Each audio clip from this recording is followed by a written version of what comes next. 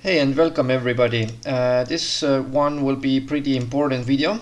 So it might be a little bit longer than the others, but I think this is the main question that you would have when you are actually like already working somewhere. Because usually when you get to the new place, you are pretty happy with the change, or you're pretty happy with how the things are going, or maybe you try it out that maybe it works the best for you. You need some more time to decide than just say immediately that hey, you know that you are not going to like this job already, because I don't think that you will feel it in the first month usually.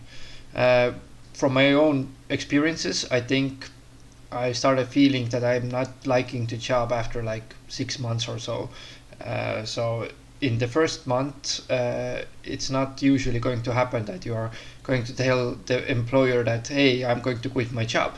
You kind of want to keep doing your job and keep this job under your control, not that they are going to get another people in or something like that. Especially in the big companies like Amazon, like I always like to bring an example, then they kind of want, they have the line behind the door, and if you don't want to do the job, they are going to find some other guy. So this is going to happen a lot in this scene, and that's why everybody kind of wants to keep their job and holding onto it very very well, because you get paid for a job. It's the main purpose that if you don't have a job, you don't get paid. If you have a job, you get paid. So that's even paid like small amounts is still better than get paid nothing, have nothing to put bread on your table or something like that. It's um, it's a big question. So let's jump into this question.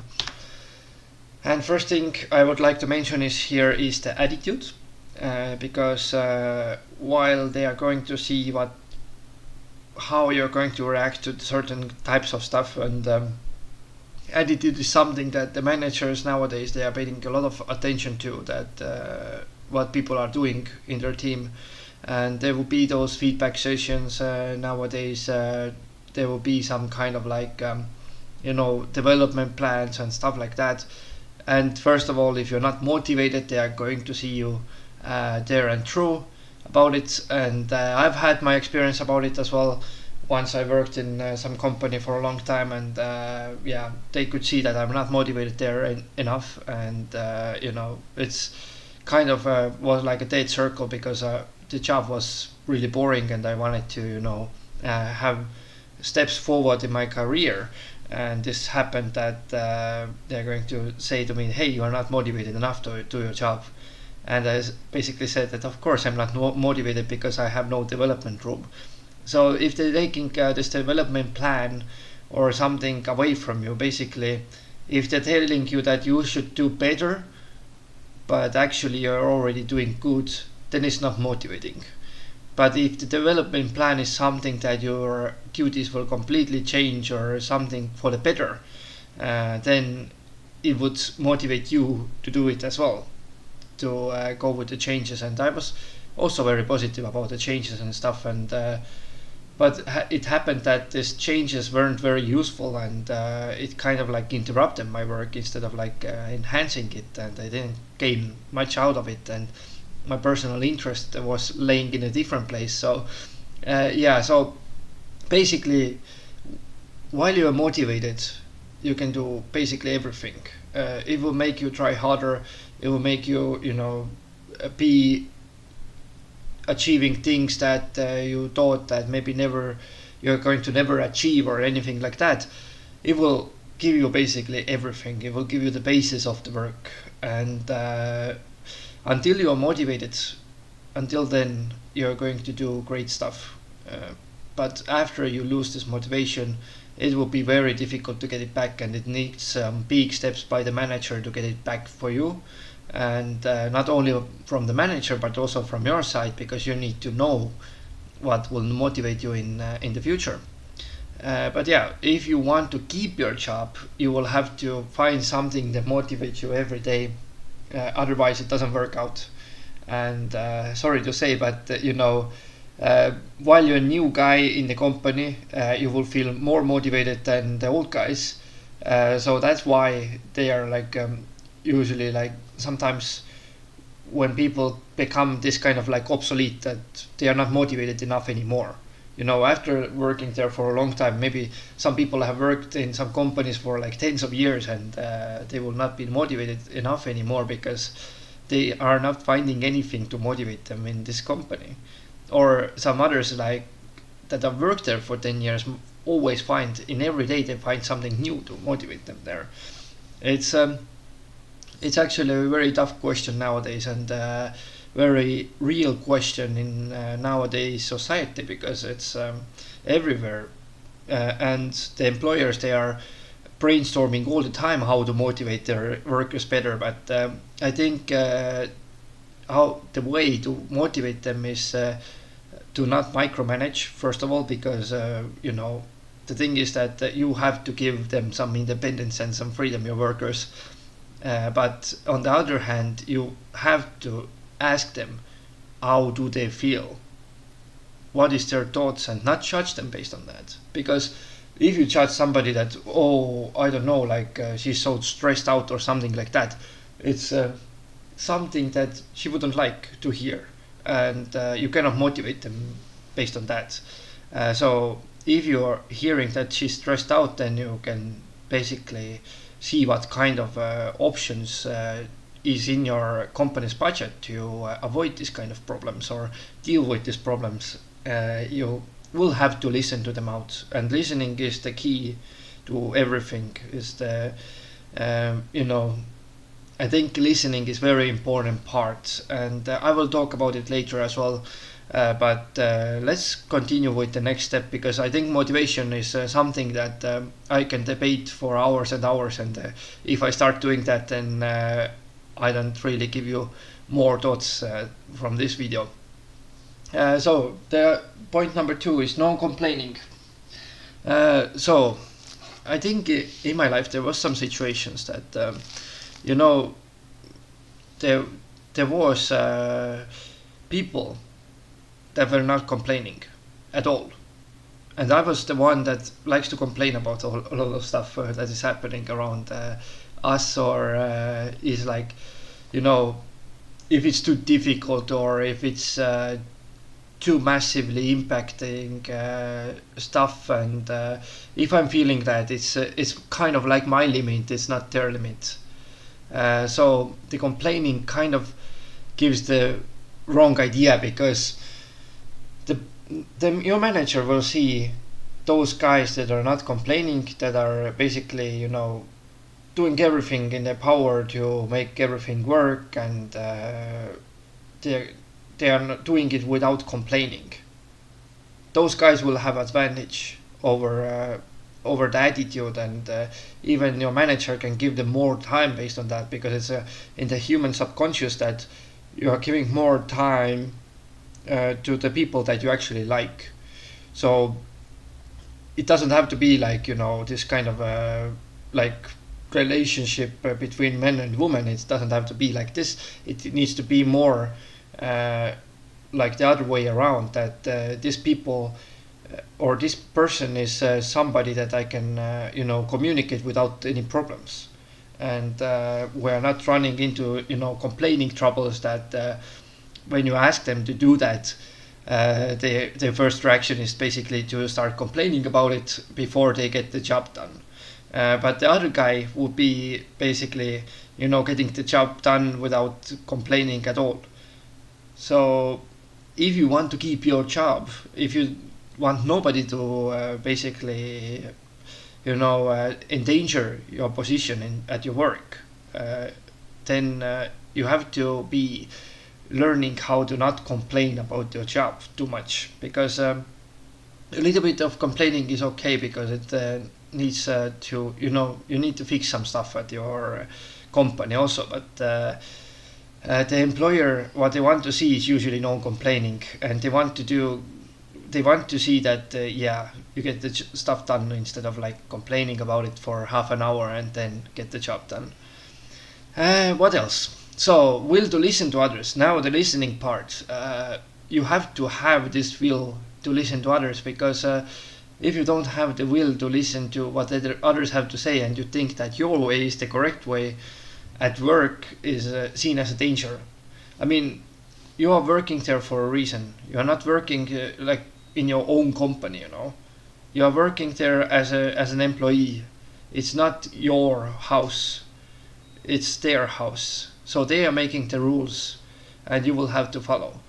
So basically, what you have to do is that you will have to listen what others have to say, especially those co-workers that have worked there for a longer time. They know how to do these things, and instead of like arguing against them about that, oh, my way is more correct or something like that, you should listen what they have to say and make their way, you know, do things their way first, and then see if it works out. If it doesn't work out, then explain why it didn't work out, or to them directly, but you will have to first listen to them and try those things their ways before you're like installing your own ways. I mean, nobody wants a guy that is like there for a month and starts to do like basically change all the core systems in the company, which is a big change, and changes are very difficult to always go together with, especially in a system that is already working. It just can be a little bit better all the time. So there's never this kind of like a perfect system. There's always going to be pros and cons in every kind of company, and I think, yeah, you have to be very flexible, make compromises, listen to others, especially your manager, because your manager is the one that basically decides if you're going to continue this work or not. The others can give him or her the hints about you, but they cannot decide fully if you're going to go or not. So yeah, I think this can be especially important, and especially in a company that you want to stay in. So if you already see that, yeah, I kind of want to stay in this company only because I earn a lot of money, then it's probably not the company that you are going to stay forever in. So you can follow those steps there, but it doesn't help you too much, because at some point you will have to make a decision to leave there.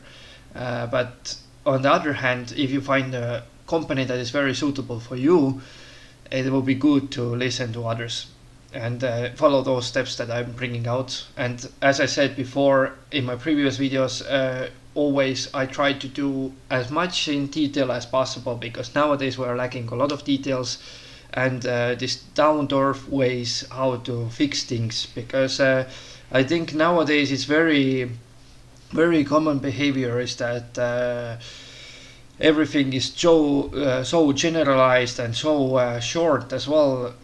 Basically all the other YouTube videos that you're going to see, like mine, would be probably like 10 minutes and 10 to 15 minutes, because it's very fast paced and very generalized information. Maybe they give you like very good tips very fast, but you cannot even think them through first.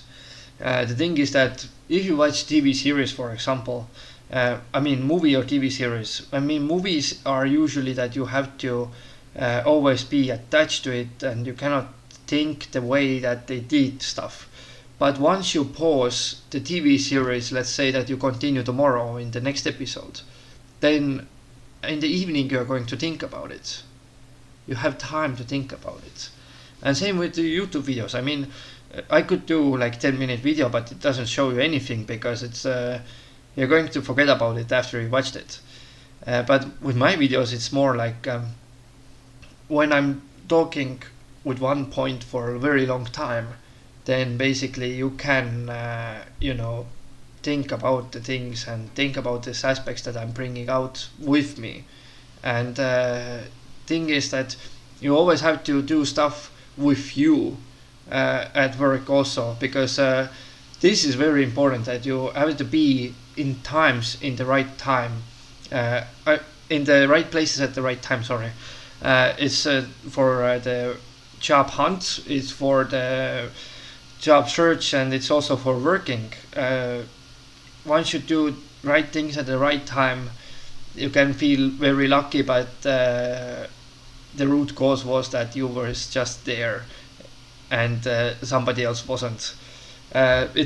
Becomes down to luck and timing also, these things, and especially in the job hunt that I didn't mention before. Sometimes you just have to be lucky to get the job, but sometimes you have to be there in the right timing and send your CV earlier than the others and stuff like that.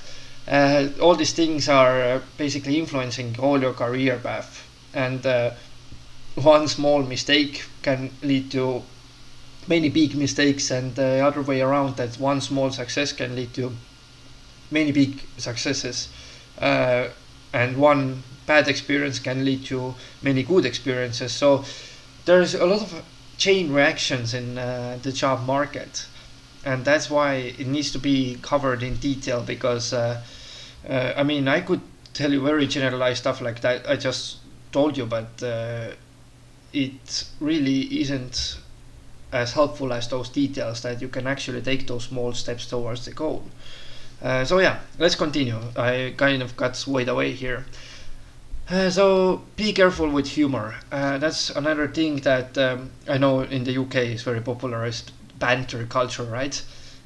So you have to be careful with this. It's not for everybody. It is for some people, of course, and maybe in the majority of UK is like doing banter and stuff like that. Might be doing. I think it's really much can be the case, but you have to be careful with this, because the humor is another thing that is very different from culture to culture, and some of the cultures have like dark humor and banter, and other cultures have the like very let's say this Hollywood humor or American humor, this kind of stuff. So it has to be, you have to kind of be careful about it. And another thing is that you cannot really joke about people that is co-workers or your boss or your clients or stuff like that. You can joke about them to the right people, but you cannot joke about them to the other people. So some of the people might take it very well, and they might laugh with you, and they see, yeah, I totally agree, this guy is like this client is like that, I totally agree with this what you're saying, and you can have a good laugh with him. But at the other point, maybe you're going to tell it to some other colleague of yours, and she's going to be like, why are you saying those bad things about this person? I don't see her as this kind of person, or something like that. You have to be very careful who are you going to say this humor to and make those jokes to. And the other thing is that it's maybe the right timing, wrong timing cases again. You cannot basically tell any basically business secrets about your humor. You cannot bring them out of the table also. Those kind of things, it's very easy to go in a wrong way with this, because once your like manager hears that you are going to joke about some business secret or something like that, then she might think that, oh, I don't need this employee anymore, even though he's doing a good job, but yeah, I'm not going to keep him. So this can change your career path fully, just because you made this one bad joke. So be careful with this. Have to be before thinking what you say and who do you say it to, if it's the right timing to say it, stuff like that. And I know when you're overworked, it's more difficult to get it under control. And then the initiative. Now, why I bring initiative out here is that I know that today's society is more like introverted, but once somebody else is very initiative, then they're going to keep the other guy. So it's always about the job. Companies are going to search endlessly for the ways to cut people. They're going to restructure everything. They're going to, make bigger profit. They're going to lay people off to achieve those goals and stuff like that. They're going to do all those things all the time, because the first thing how to get more profit is what companies are going to watch is the salaries of their employees. And that's why you need to be better than the others. So they are not going to touch you, but they are going to touch other people with this. Because, I mean, you are keeping your job, you're not keeping the other people's job. You have to realize that even though you want this guy to work with you, maybe, it's the question of me or him. And then you have to choose yourself, because otherwise you're going to run into endless troubles again. And you are going to have a long time to before you can get a good place like that. Maybe in the future, it will be, you will have to be selfish. It's not your personal life. Your personal life is the one that matters, not your job life. So you will have to be, selfish, kind of selfish at the job, but very caring. And in your real life you have to be more, how you say, caring about other people, right, after you work. But for the work, if you want to get paid and if you want to get your real life be doing well, then you need to have this boundary between those. And then everybody will know later that you are not the same kind of person in the real life than you are at the job, and it's not a bad thing, it's a good thing. So yeah, you will have to be initiative. And from my personal experience, I was very introverted and I cared a lot about my colleagues before, and they hired new people, and the new people was very initiative. This new person, she was that initiative that basically all the presentations, all these things, she took initiative of this and did them really well.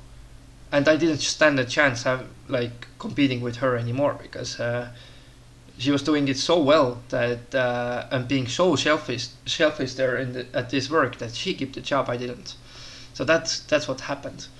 And that's the real life. It's always about competition. It's not about who is a good person and who is not. I mean, we're still friends with her and stuff, but the thing is that it's always a competition at a job scene. So yeah, be mindful of this, and it's better if you are more taking initiative with certain things that needs to be done, some duties.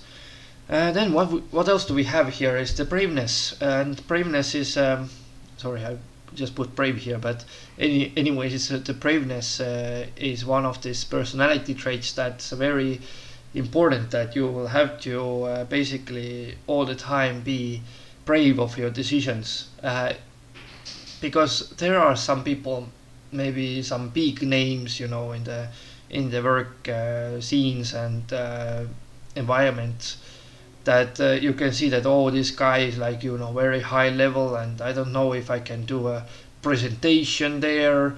There will be a lot of these kind of situations, and this kind of, even, I don't know, some people that have worked in other companies for like 20 years and are like experts and advisors and all those things combined, and you are there going basically, sometimes be communicating with them, sending emails there and back, and you will have to be brave and not really like worry too much about it, because you are doing your job. You are just doing your job. It's the thing. And if in some times your job is like basically in a danger because of this reason, that you said something bad about somebody important, then I mean, you will have to search for a new job. But until then, you kind of have to be brave, and otherwise they are going to be driving over you. They're going to use you for their advantage. Basically, they're going to negotiate with you very good deals for their company, and not leaving you anything with anything. So don't accept this, because your boss doesn't like it. But if you did everything in your power there and you were brave, you give it a shot or something like that, your boss will be happy, but this other guy wouldn't be happy. So your company comes first, and all these partners and clients, they come second. And you keeping your job, you're doing your job, you are not in your real life. and you cannot be too much worried about how important somebody is, and in the job scene.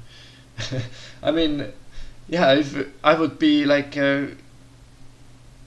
talking with future President Trump, I would be of course nervous and stuff, but you know, U.S. president, sorry.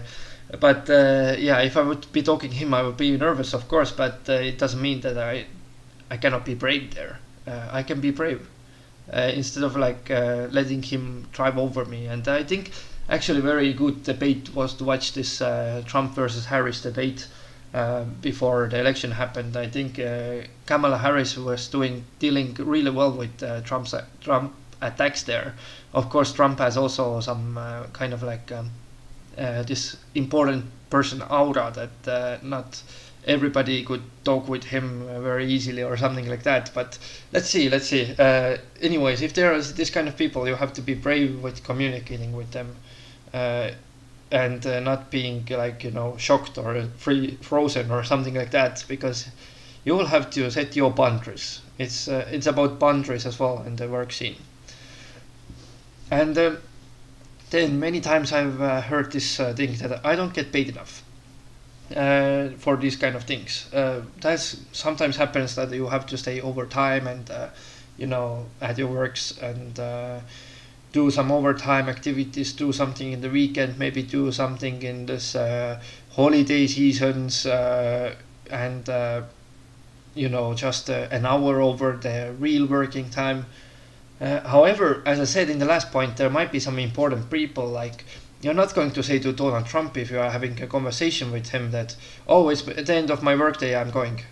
Yeah, you're not going to say that. You are going to listen him out, because it's important to listen, and the will to listen is before braveness. So, I mean, it's very important to listen what people have to say, and also what Donald Trump has to say, because he's he will become a president. Everybody needs to work with him, and not being like, oh yeah, it's my end of my workday, I don't care how important you are, I'm going.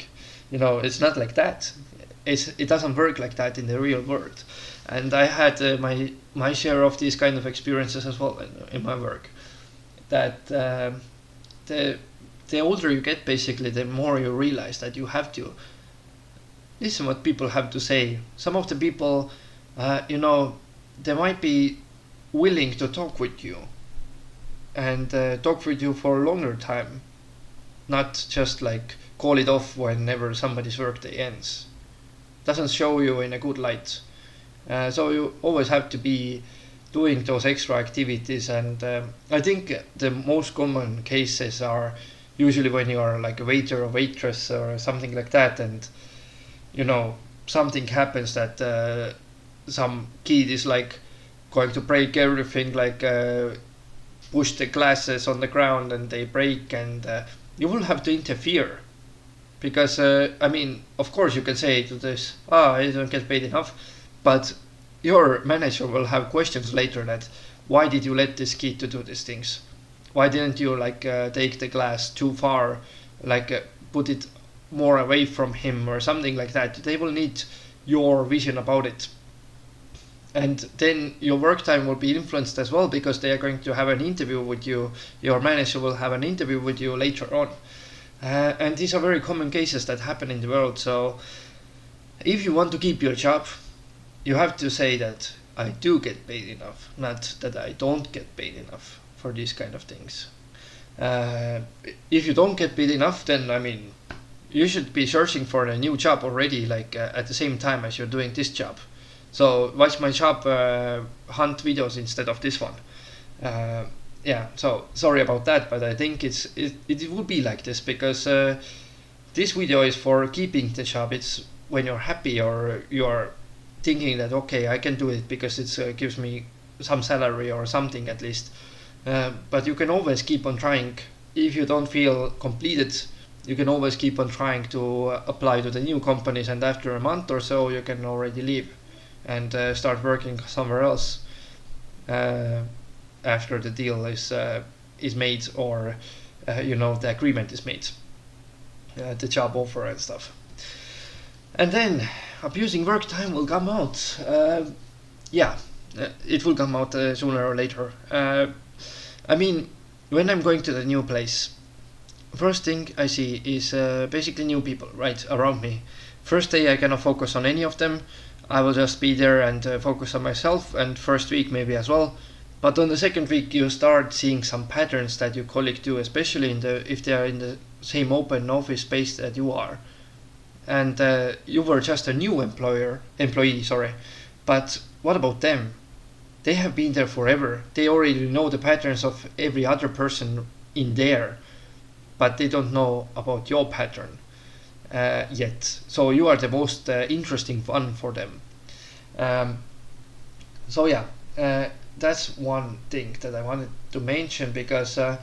Of course, when it's too big of a company, there's too many people and nobody has much ideas what's going to happen there. But you know, everybody has their meetings at the daytime and going to this phone booths and coming back and etc. But if you're having a little bit smaller company or something that it's not like I don't know, like 200 people in the same floor or something like that, then people will see what you're going to do there in everyday life. Because if you have this trend that you're not even coming to the office, if you are working remotely in your probation period, then I don't think that you will have that good of a work life there. Because usually what employer wants is that in the probation period you should be mostly in the office, because they can see what you're doing. They don't have the trust to you yet. Maybe you are abusing the work time a lot at home. They don't have this trust to you, so that will come out if you are doing those wrong things, and it will put you in bigger danger. Because if you are nowhere to be seen like once in a week in the office in your probation period, then I would see this person as somebody that is abusing the work time, and I would not continue with her, honestly, if I was the employer. But there will be maybe other employers that are, we should search for this person for a very long time and stuff like that. But still, it's better to have somebody that gets the job done instead of somebody that just abusing the work time and getting paid based on that as well. It will be unfair, unequal stuff in the workplace. And those trends, like going for the lunch, for example, like if you are like missing I don't know, 2 hours in in the lunchtime, then your colleagues will immediately see that.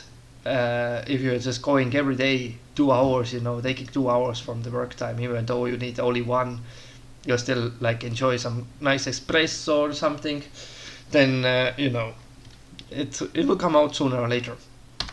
Okay, finally we can get to the actions.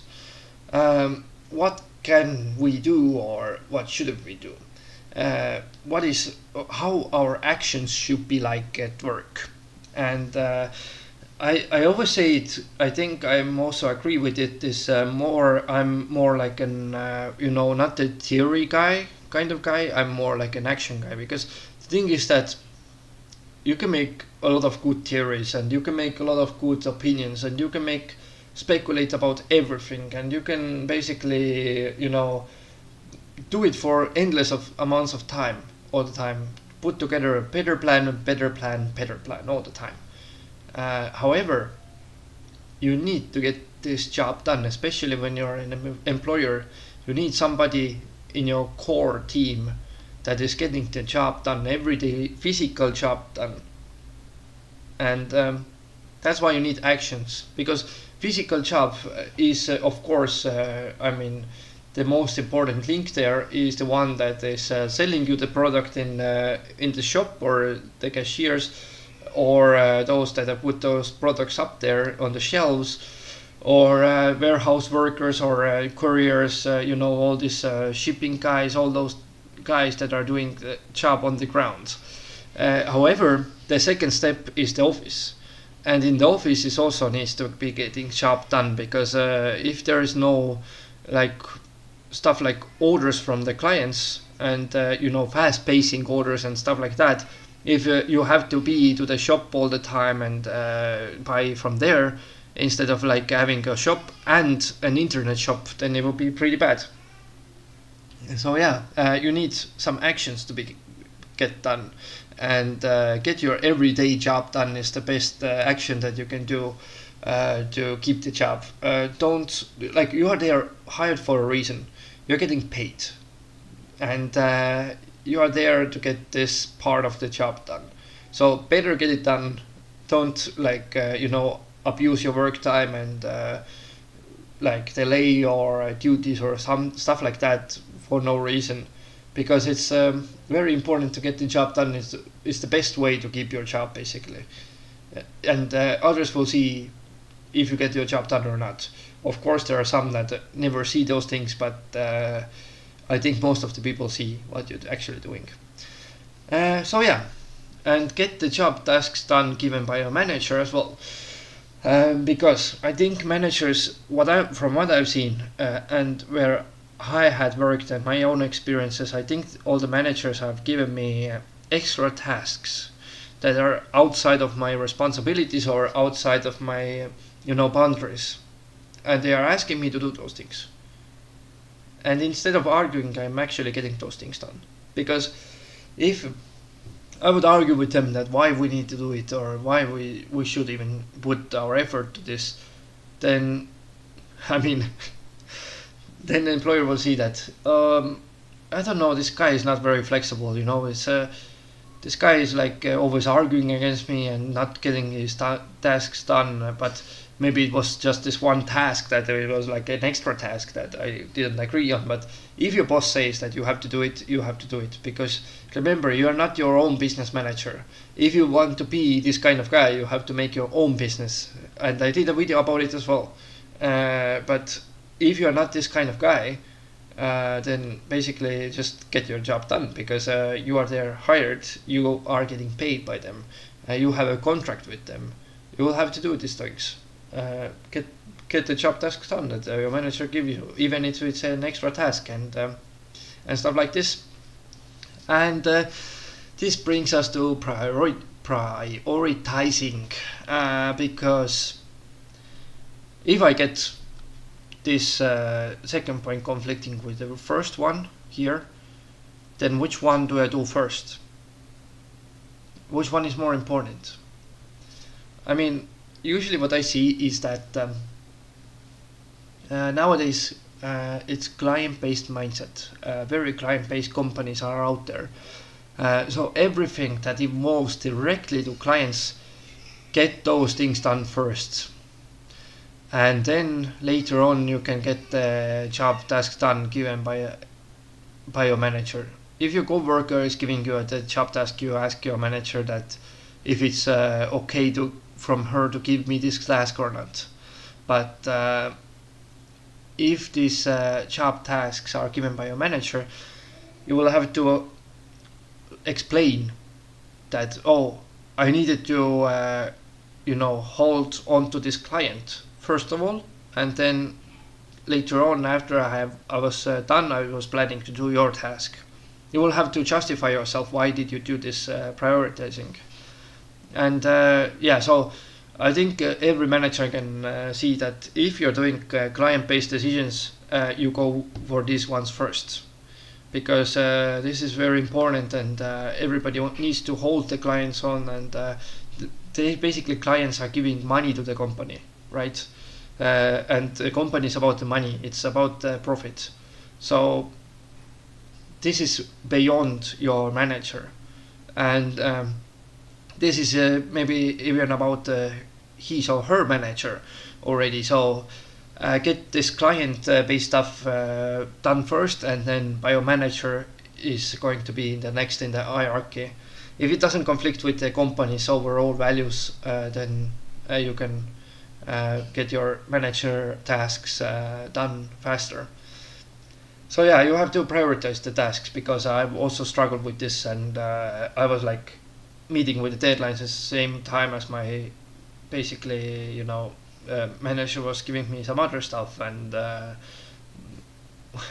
and she kind of didn't see what I was doing at the time as well, and it was a big trouble, and I had to explain myself to this. It can cause a lot of stress, and if I was prioritizing stuff, in the first place, see that, okay, I have right now like 10 different tasks. What order am I going to start them from? Nobody's going to pick on you because you prioritize the task, or something like this. Because if you need some time to prioritize, like even if it's 10 minutes, nobody is going to pick on you because of this. Even if you don't meet the deadlines, I mean, you can be 10 minutes over, it's fine, usually. Unless, yeah, it's like a night time and next date is already the deadline, then better get it done first. So there are some options that it might be, changing, but usually it's like this. Then what else do we have here? Ask for help or questions in case of trouble. Yeah. Now that's also the topic that has happened me plenty of times. When I was working. Very common subject. You run into trouble sooner or later, especially when you have a huge workload. Even if you prioritize stuff, then you are going to run into trouble, and you will have to ask, your manager or somebody else that about the questions. What kind of order am I going to do them in, or who can help me, or if there is anybody to help me with this, because I'm running really, really tight schedule here. And what can be done, it shows initiative, it shows everything, and you notified your manager about it.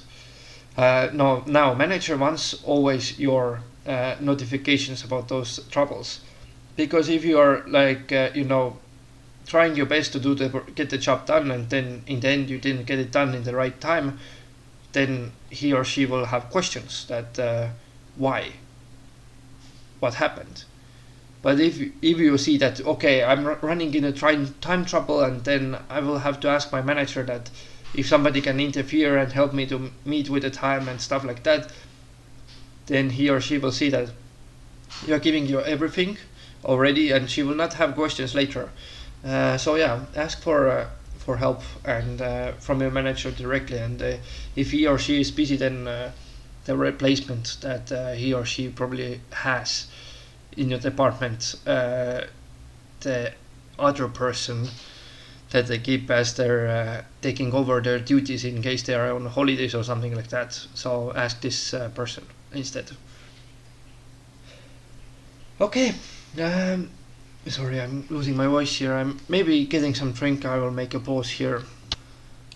Alright, let's continue here, because I was getting some water to drink here for the meanwhile.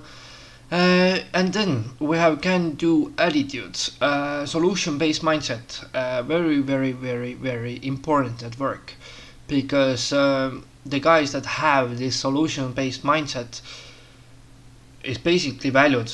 I mean, solutions are the one that gets the company the profit again, obviously, because as I always like to mention, and this must be clear for you as well, they don't care about anything else. The CEO doesn't care about anything else than profit.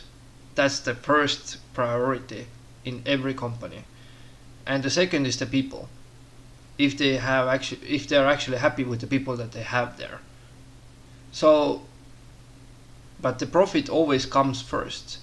They can have bad people in the company, but they don't care, because as long as they're making profit, there's money moving. Money moves the wheels.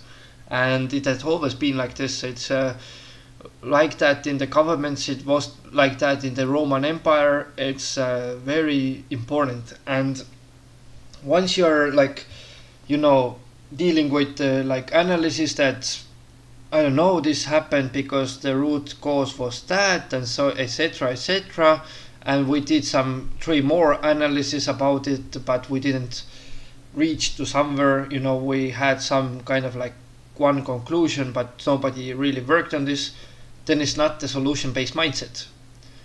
The solution-based mindset is that first, yes, you do this analysis, but one time you find out the root cause or causes, you do your conclusions about this, and what to do better next time, and you are making sure that those steps are implemented, because if they are not implemented, then what kind of solution is that?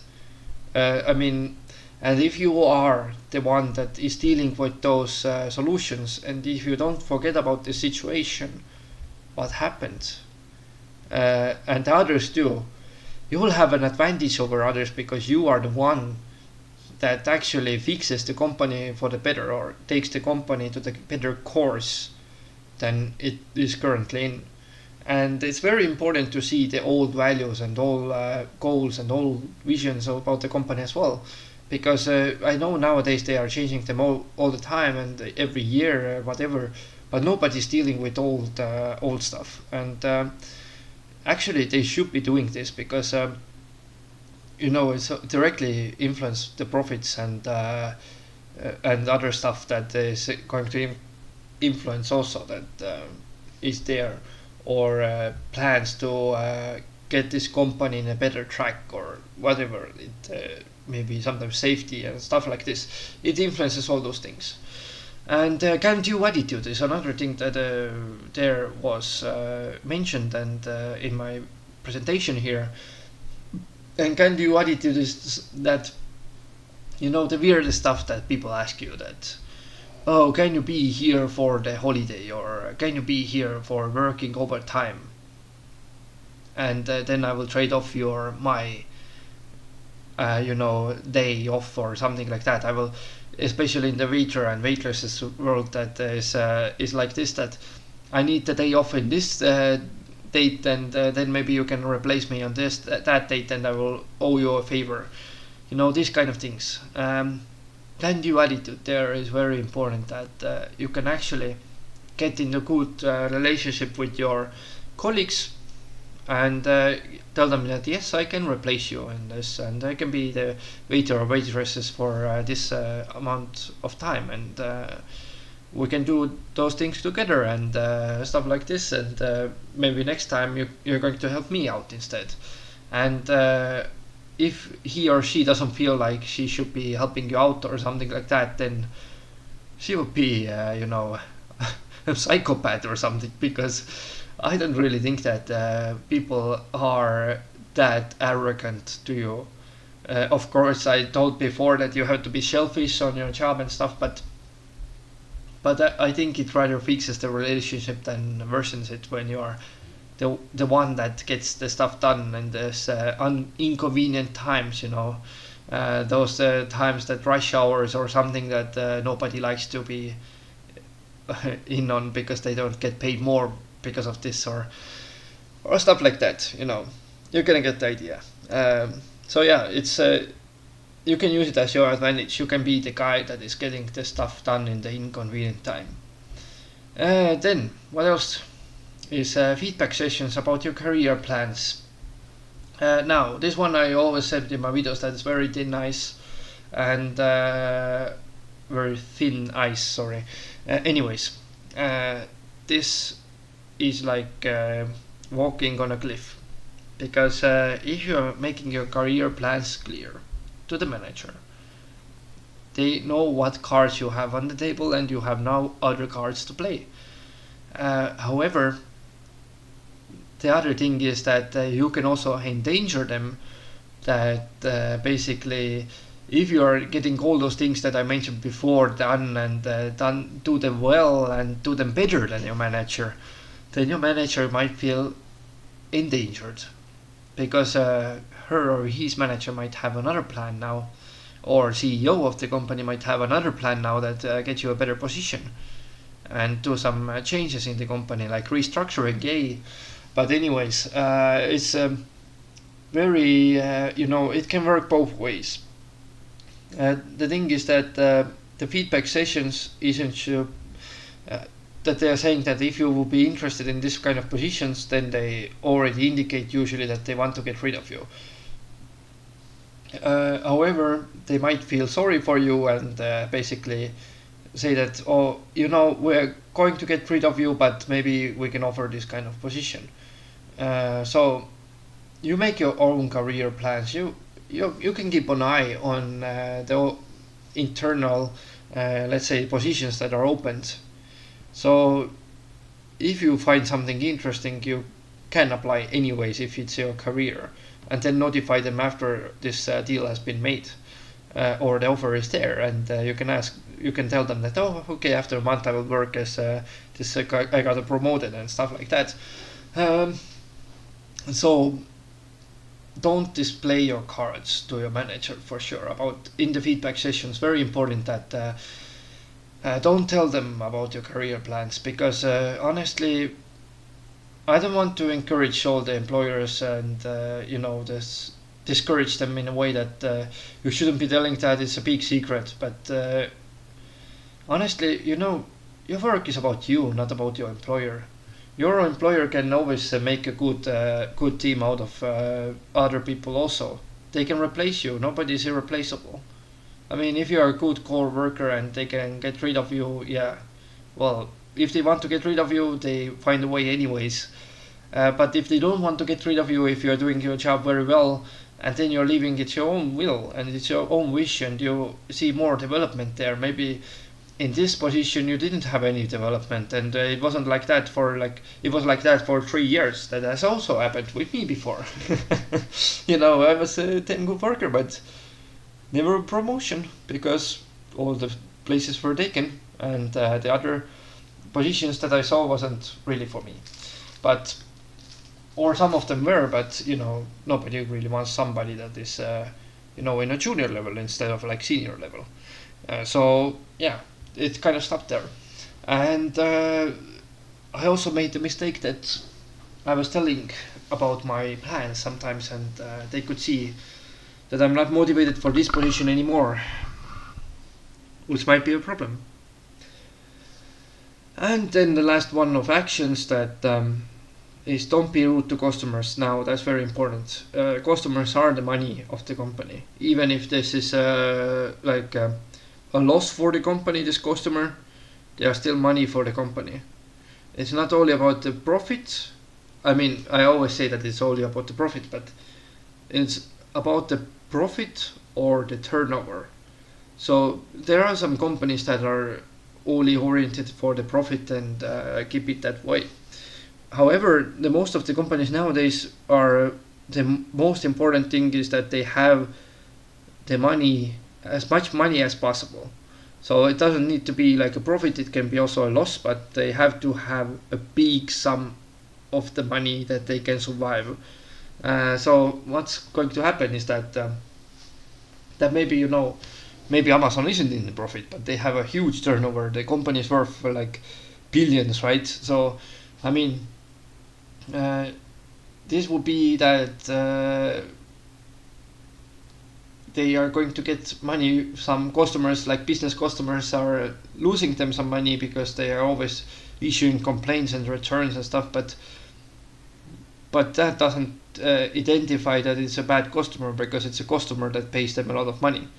So sometimes those customers that pay a lot of money are more important than the ones that make you a profit, because high turnover can make you rich. Basically, you can indicate the money to some other place, but you have to have the money first.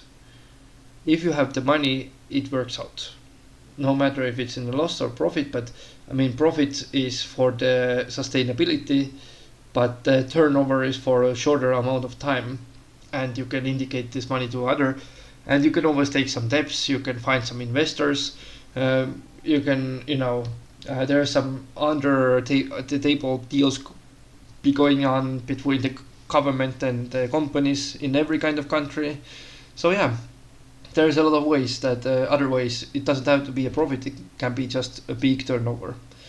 But yeah, don't be rude to the customers, because if the company is losing some customers, they are not going to be happy. And now the last part of the video, emotions. So yeah, as I say also, this first one is very very me also, because its nervousness is okay until it doesn't interrupt your speech. Now this one is important because once you get nervous, people are going to see that you're nervous, but they are not going to judge because you are nervous, because like everybody gets nervous, especially on the big stages and during the presentations there. However, if your speech is like I don't I don't know really about you know, this kind of speech, then if you're doing these kind of things, then it would not be good, and people wouldn't like it. They might not give you a second chance based on that, and it might be the end of your career with this. So all these speeches that you are going to do is needs to be practiced through. I know that I'm a bad example with my speeches because I'm doing everything right off the bat and stuff like that, but like improvising. However, if you're like going to the big stage and you know what you're going to present, you better know there and true what's there, what's written there, what's has to be mentioned there, what kind of questions they can ask about your presentation, and the questions is very important because there will be always somebody that is going to ask you questions. And some people are really smart, they're like experts, they have been in the industry for ages. They're going to ask you questions and you have to reply as well as you can. If you don't reply, you're going to, you know, look pretty in a bad light. I recently saw some conference that there was a woman that was actually pretty confident about her presentation. You can see that she was practicing it very well, but once it became to the questions, she was struggling to answer to them because English wasn't for her first language and was her second language, and she didn't speak that good of an English, but she couldn't answer the question. She was just quiet and then smiled and give the microphone away. You know, it's kind of like cringe moment. So you have to make sure that you are actually looking in a good light, especially when you go public with the stuff. So nervousness is something also that when you're talking with a manager, you can be nervous, of course, but it's better that you are not letting it interrupt your speech, because with the manager it's okay to do it, but once you go to the speak stage, it will be difficult. And another thing is that that's why I also do these videos, by the way. That's why it is my hobby video, because it's, for me, it's very constructive hobby, because I see that I would have the same problem, or maybe if somebody really an expert asked me some question, and English isn't my first language, so it will be difficult for me to answer maybe. But maybe not, who knows. But I'm a little bit worried about it if I would go to the big stage. So yeah, then another thing, sadness and disappointment will be seen by others. Yeah, one thing that all the humans are good at is reading other emotions. You can see what kind of emotions people have, even on the street. That if you see somebody sad in the like supermarket or something, like has a difficult life, I mean, you can see it very, very well. And sadness and disappointment about your work, like let's say that you are disappointed with your work, it wasn't like a paradise that you expected. People will see it through. They're going to see that if you don't like this work, and they're going to tell your manager also that, hey, he or she might not like it work, because everybody has the one-on-one feedbacks with sessions with their boss, usually in the good companies nowadays, at least.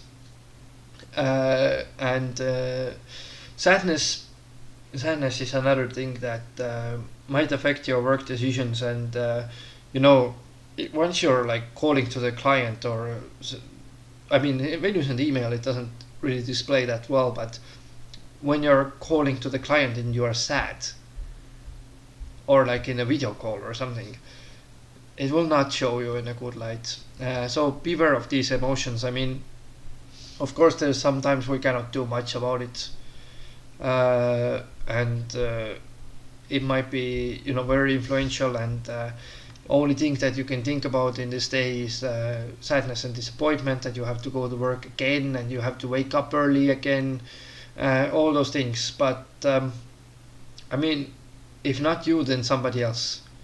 And the employers know it. They usually have line behind the door, especially nowadays in the recession time. I mean, if the countries have recessions all over the globe, then it's not going to be easy to get work, and there will be a huge competition for your position after you quit, or after you move away to another company.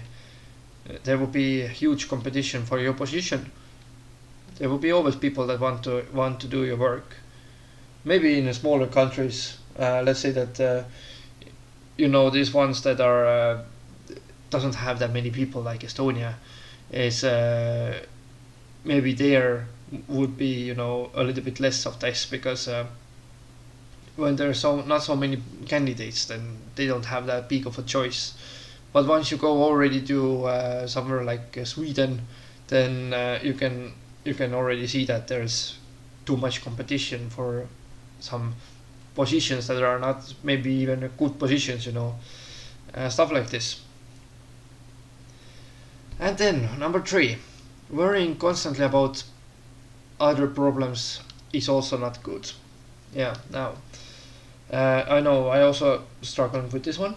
It's where the world is going. I mean, we know that there's going to be a change in the world order, and this might not end well. It might end well. Who knows? But it's a risky times for sure, because we don't know which way it goes yet. And what is this BRICS going to do? What's going to be like Americans' reaction to the wars? What's going to be Russian reaction to the wars? Chinese reaction if they're going to start a new front? All these things might happen. And not only that. Also, like I think I saw some videos about in YouTube about scientists and those weather predictors that are saying that next year is going to be crazy. And so next year might be a lot of storms and earthquakes at the same time that all those things are happening. So it would be crazy stuff going on. Very rocky road to be walking in right now, and recession as well at the same time. If there's like so many things to worry about, and hunger and poverty, this kind of like environmental damages. You can worry about a lot of things about the world, but the thing is that you can only worry so much about it, because you have to continue your life, living your life. You cannot fix all the problems in the world, for sure not. Even those big countries cannot fix all the problems in the world. I mean, China is never going to stop manufacturing their stuff. For example, you can tell them that, oh, please stop the manufacturing of these lithium batteries or something like that. But are they going to actually do it? No, because it's where their income is.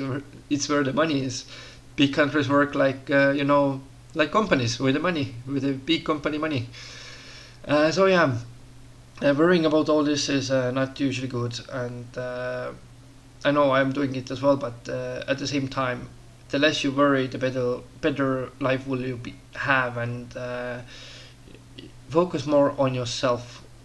That's very key. I mean, all this crazy people and not crazy people, those psychics and other, like, I don't know how they call it, clairvoyances and all those guys, astrologists, they are saying that all the time that focus on yourself, don't focus on the work problems. Sometimes it's very difficult to do, of course, but yeah, I will give you the same advice, honestly, because there's nothing else than that. I mean, the less you worry, the more you focus on yourself, the better results will you have, because I mean, if you're following the news very often, and you're not a journalist or something like that, or you're not this YouTube influencers top 0.01% that earns actually decent money out of this, then what are you going to do with this knowledge? What are you going to do with this worrying? Like, it doesn't help you to find a job. It doesn't help you to work in a good work environment. It is useless. I mean, for the most of the people, it would be useless to worry, and it would be useless to, yeah, to know about all these problems in the world because it doesn't affect you that much. I mean, for example, I live in Europe, right? But how much like somebody dies in Africa for an hunger because of an hunger is affecting me? Not at all.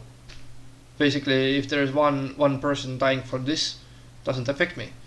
And if the problems are too far away from us, we don't care, and because otherwise we would have too much to worry about. I mean, I said like at least 7 or 8 points that we can worry about, and we can be worried about these African people as well. But it doesn't see. Then we will be not focusing on ourselves, but to others, and it doesn't help us out financially or with our personal life. It just makes us to worry more and more all the time. So we cannot really fall into this trap. If you can avoid it somehow, is a very big advantage over the others, because I think it's in the human nature, these things. And then let's see now about emotions. Actually, there are some cool emotions to display in the at work. One is happiness, smiles all the time. I mean, you would feel more happy to communicate with somebody that is happy. So happiness, joy, smiles all the time works. In the work scene, in the personal life, always works very well. Because how many in the real relationship, like they are saying that she has a nice smile and I love your smile. This can be the best compliment that you can ever receive, and that that thing is very important also at work. If you are happy and smiling all over, it's people will be more interested in like communicating with you. Then interest in everything. Now, interest in everything is you will have to take things seriously, because there is some things that your manager expects you to take seriously, and if you are interested in doing things, you are showing some initiative and stuff like that we discussed earlier. And interest is very important in this world, and especially in the job world, that you have interest about stuff. And I can actually bring another example about this, is that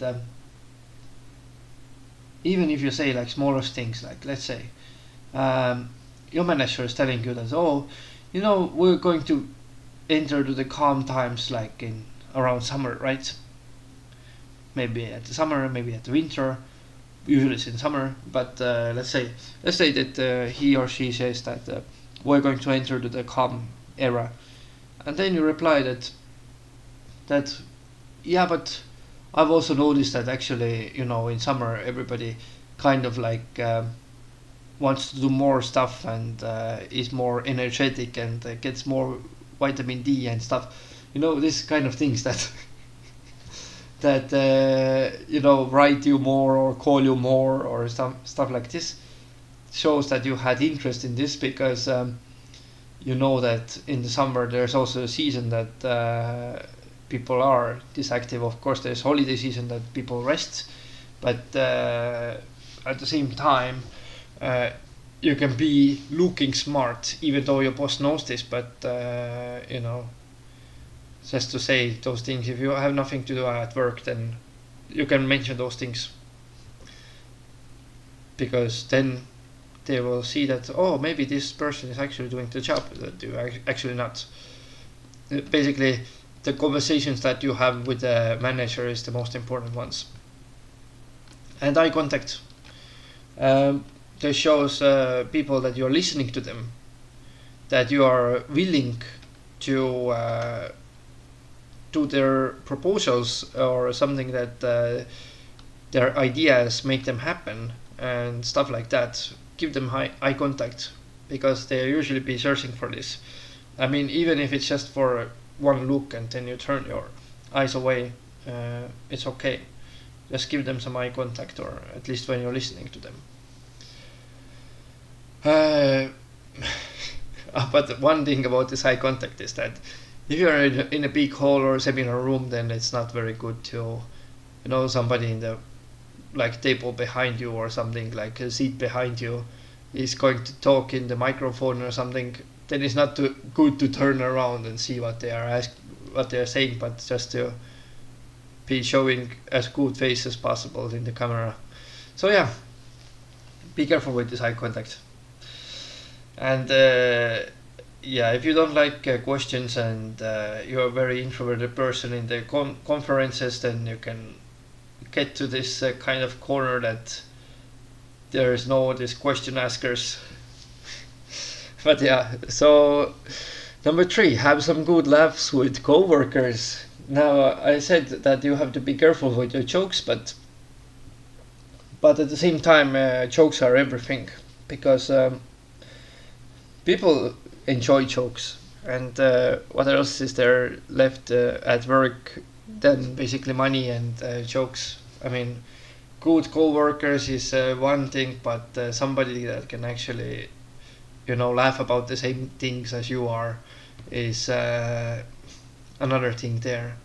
And it's very important that you share some good humor with them. And yeah, bring out your cards, that your good jokes and your bad jokes sometimes, but with the bad jokes, be careful. Yeah. And then number 4, the last point now in this video. I think this video has been pretty long, but it's a very important video, so that's why it's so long. And calmness, very important. Now also this speech thing is about calmness, that you can fix it with calm voice, like I did just right now. Just take some breaks, talk slower, because if you talk too fast, then it's usually, you will rush, and it's not very good. Yeah, and keep also calm, that these things that you're worried about get solved at the end of the day, or at the end of the week, maybe at the end of the month, end of the year, who knows. But keep your cool and stay calm with all those things, and then you will succeed. So yeah, I think that's it for today actually. The video is pretty long and very important, very informative. And yeah, next video will be out in the next week, I guess. And until then, keep your cool and your calm, and I will see you guys next time.